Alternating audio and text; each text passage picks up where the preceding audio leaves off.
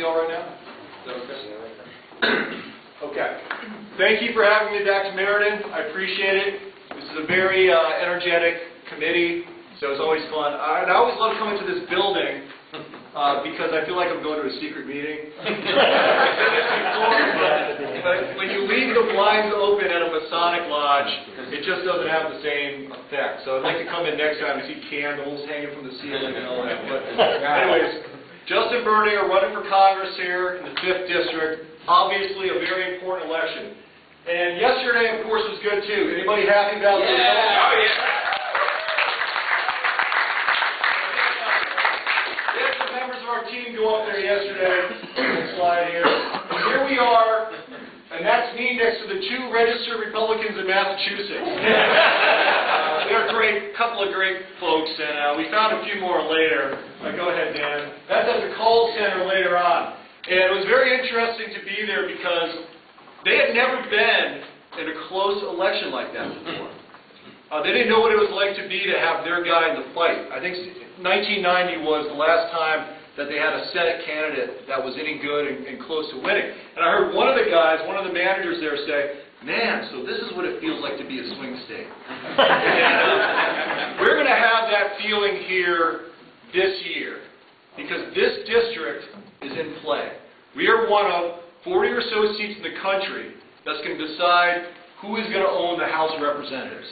And that's extremely important because all these bills that we see coming out now, the cap and trade, the health care bill, they will live or die by whether or not they are allowed to be funded in the House of Representatives. Next slide. Our choice to the left, more government spending, more bailouts, more nationalized health care, etc., etc. Path to the right, free market, job creation in the private sector, lower government spending. 2 very clear paths. We have to make that clear to the voters this year. We cannot waffle in the middle. We cannot worry about, where was I last time on a vote, or where am I now? We have to be very clear about where we're going in the future because the country is at stake. This chart here is essentially why I'm running for Congress. It is a 10-year budget in Congress. And you know what? It doesn't get anywhere close to a balanced budget. Over the 10 years, this is Congress's numbers, we are going to add debt like you've never seen before, $1 to $2 trillion a year. Now, they could have made those lines go closer together. If we had a responsible Congress in there and people who actually cared about fiscal responsibility, they would have done things to make those lines merge together. But they didn't. Next slide. So here's what happens.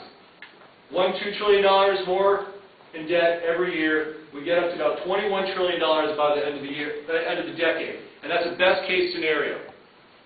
So it doesn't even look at, a big bailout or, another Katrina or this nationalized health care. Next slide. So as Republicans, we got a real problem here because they're in charge. They've got all the cards. But guess what? The arguments are on our side. We have the truth behind us. And we have to be out there making an argument that our way is better. We just can't criticize. We have to have alternatives. So here's a few that I'm going to talk about in this campaign. One, very simple, reduce spending. And what I propose is specifically we do 1% less spending per year, every year, until we get down to a balanced budget.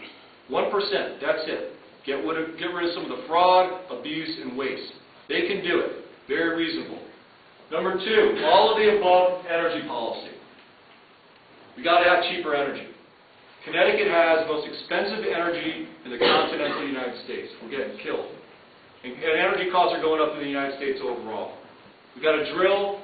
We've got to do what we've got to do to get energy. And then use those tax receipts from that extra energy to invest into green energy and long-term infrastructure and renewable energies. Number 3, healthcare reform. Yes, we do need healthcare reform, but not a 2,400-page bill, not government-run healthcare. There's a lot of healthcare reforms we can do that won't cost a penny. We can do tort reform. Does anyone here want to see tort reform? Okay. Saw one guy in the back. I think he's a lawyer. He's looking the other way. We could have insurance companies sell across state lines. Common sense stuff we can do.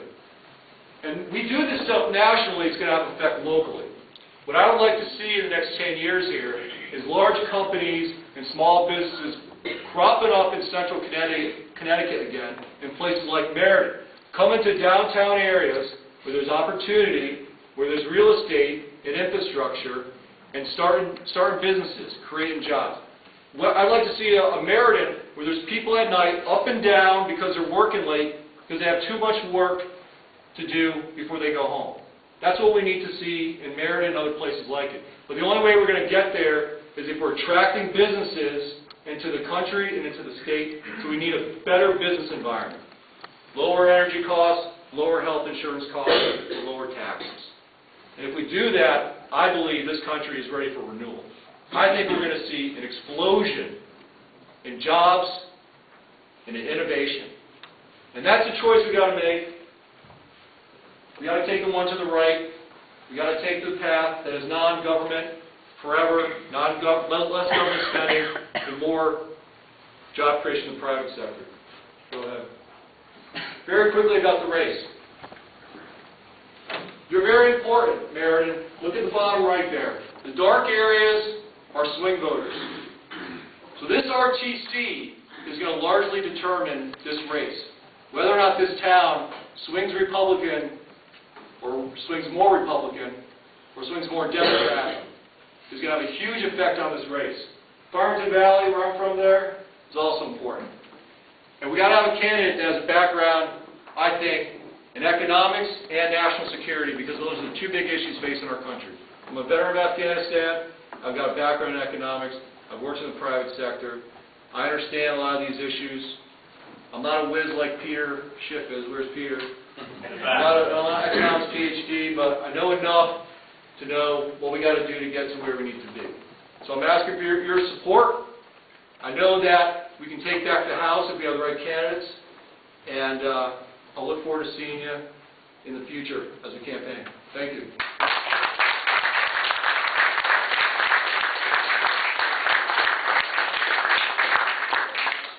Anybody have any questions for Justin? Yes, sir. I have one question that I'd like all candidates to answer, so I'm only going to ask it once. And I also have a small announcement from Tanya Bashan, the leader of the Tea Party Patriots for Connecticut. She's from Cheshire, that's the other state down there. Someone has registered a Tea Party as a third party here in Connecticut, and Tanya is livid. The Tea Party Patriots do not support a third party in the general election. So for her, I want to make sure that everybody knows that in case anybody's heard it. For all you candidates, here's my question. If you do not get the nomination, will you do a primary challenge? And if you do not get the nomination in the primary, would you consider a third-party challenge? What I consider a third-party challenge. I'll say this. I believe I'm the best candidate for this race, so I'm going to definitely leave open the opportunity to run in a primary. No doubt about it. I think we need the best candidate. If you look at my bio here, you flip that over, those are the list of endorsements that I have. And I want you to just think about what's missing from that list. There are no politicians on that list. There are no state legislators, state reps. I really don't care. We have RTCs, we have RTC chairmen, we have state central committee members. That's what I care about. And those are the people that are going to win this election. Because at the end of the day, when we're running up to November, it's going to be the RTCs that are doing the heavy lifting, who are calling their neighbors, who are getting them to vote. And we've got more endorsements, many more endorsements, probably 5 times more on that in the RTCs and the chairman than any other candidate. And we're going to expand that lead. And we're going to ask, because if we have a big win at the convention, I think it's going to be a moot point.